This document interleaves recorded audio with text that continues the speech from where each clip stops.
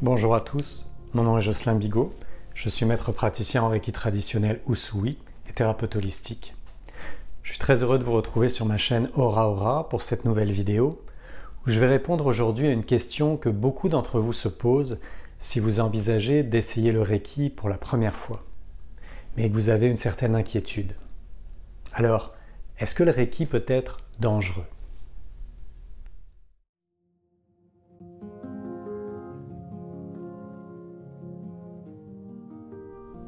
D'abord, sachez qu'il est tout à fait normal de ressentir de l'appréhension ou de la peur avant d'essayer quelque chose de nouveau.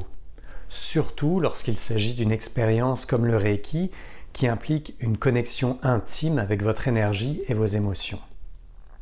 Alors pour surmonter cette peur, commencez par faire des recherches. Apprenez-en le plus possible sur le Reiki. Comprenez en quoi il consiste, ses principes et comment il peut potentiellement vous aider. Plus vous en saurez, moins vous aurez de raisons de craindre l'inconnu. Vous pouvez d'ailleurs trouver plein d'informations sur mon site web aura-aura.ca. Ce qu'est le Reiki, ce qu'il n'est pas, quels en sont ses bienfaits, comment se passe une consultation, une séance de soins et à quoi vous attendre. Ensuite, n'hésitez pas à poser des questions. Si vous avez des préoccupations spécifiques ou des questions sur le processus, n'hésitez pas à les poser à un praticien Reiki. Un bon praticien sera toujours heureux de répondre à vos questions et de vous mettre à l'aise. Alors, ne soyez pas gênés pour me poser vos questions dans les commentaires. Communiquez avec le praticien avec qui vous souhaitez prendre un premier rendez-vous. Avant la séance de soins, discutez avec le praticien de vos préoccupations et de vos craintes et exprimez ouvertement vos sentiments afin qu'il ou elle puisse adapter la séance pour répondre à vos besoins et vous mettre à l'aise. Et puis rappelez-vous que vous avez le contrôle. Vous êtes toujours en contrôle de la séance de Reiki. Si à tout moment vous vous sentez mal à l'aise ou que vous souhaitez arrêter la séance, vous pouvez le faire. Un bon praticien respectera toujours vos limites. Finalement, gardez l'esprit ouvert. Accueillez votre première expérience de Reiki avec une attitude ouverte et curieuse. Soyez prête à explorer de nouvelles sensations et expériences et rappelez-vous que chacun réagit différemment au Reiki.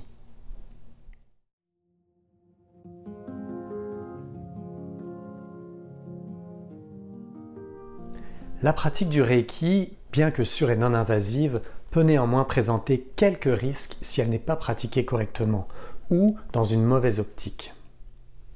D'abord, si vous vous fiez uniquement au Reiki pour des affections médicales sans demander de conseils médicaux appropriés, cela peut être dangereux.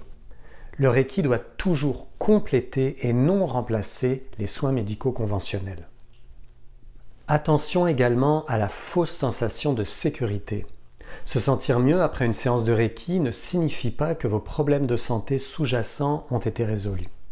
Encore une fois, il est important d'aborder le Reiki comme une thérapie complémentaire et non comme une solution miracle.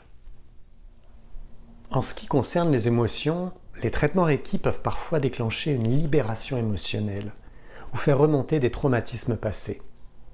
Alors bien que cela puisse être thérapeutique, il est essentiel pour nous autres praticiens de créer un environnement sûr et favorable pour que nous puissions ensemble prendre en charge ces émotions. Prenez garde également aux praticiens peu scrupuleux.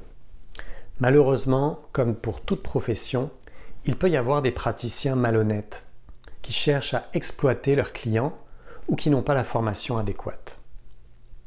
Je vous recommande donc de rechercher des praticiens formés et certifiés pour une pratique éthique et responsable du Reiki. En ce qui me concerne, une copie de mon code d'éthique enregistré à l'Association internationale des professionnels en Reiki est toujours à disposition.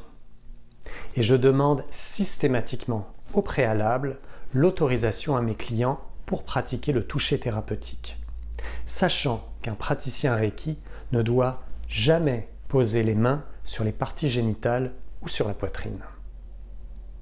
Le meilleur conseil que je peux vous donner est d'écouter votre instinct et ne vous forcez pas à faire quelque chose qui ne vous semble pas approprié. Si vous décidez d'essayer le Reiki, ce que je vous souhaite, prenez votre temps pour choisir un praticien de confiance et expérimenté et rappelez-vous que c'est votre bien-être qui prime. Donc, lorsqu'il est pratiqué par un praticien formé et responsable, le Reiki est considéré comme sûr et non invasif. Cependant, comme pour toute forme de soin énergétique, il peut y avoir des risques s'il n'est pas pratiqué correctement ou s'il est utilisé comme substitut aux soins médicaux conventionnels.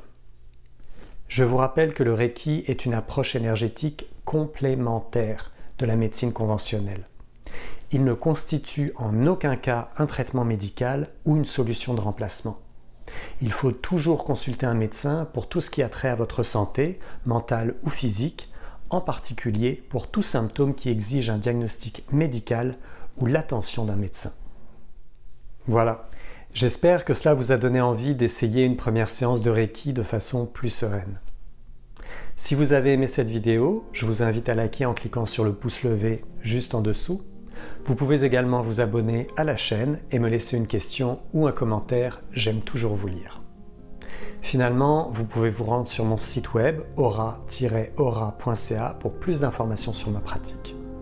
Je vous dis à très bientôt et d'ici là, prenez bien soin de vous.